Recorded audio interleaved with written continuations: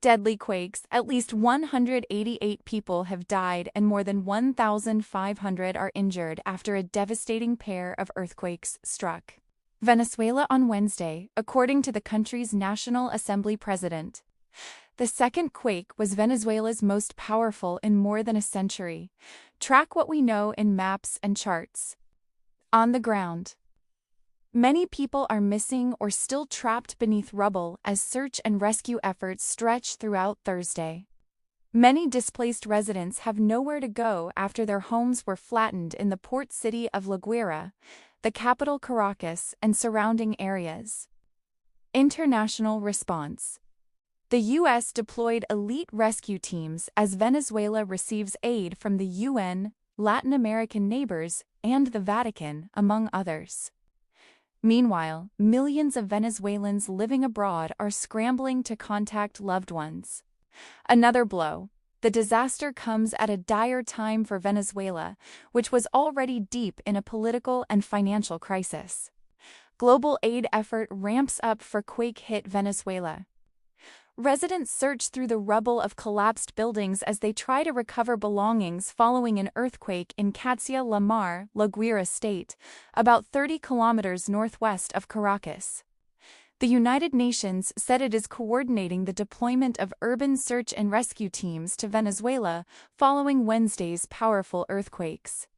The United States is deploying search and rescue teams, medical resources, and humanitarian assistance, according to Secretary of State Marco Rubio. Neighboring Colombia announced it would send humanitarian aid as well as more than 60 rescuers and 4 dogs to help with search efforts. Cuban President Miguel Díaz-Canel said health personnel from Cuba are actively cooperating in the care of the victims in Venezuela. Panamanian President José Raúl Mulino said he has ordered the dispatch of a rescue mission and personnel from the National Civil Protection System. Spain's Ministry of Foreign Affairs announced that it will send aid supplies, provide funding, and deploy a field hospital. Mexican President Claudia Sheinbaum announced the dispatch of a team of rescuers and health personnel. Pope Leo has sent an initial aid package worth €100,000. A magnitude 7.24 shock took place near San Felipe, the capital city of Yaracuy State, just after 6:04 p.m. ET. Just 39 seconds later, it was followed by a larger 7.5 magnitude quake, some 23 kilometers southeast of Yumari. The coastal state of La Guaira suffered the worst damage and has been declared a disaster zone.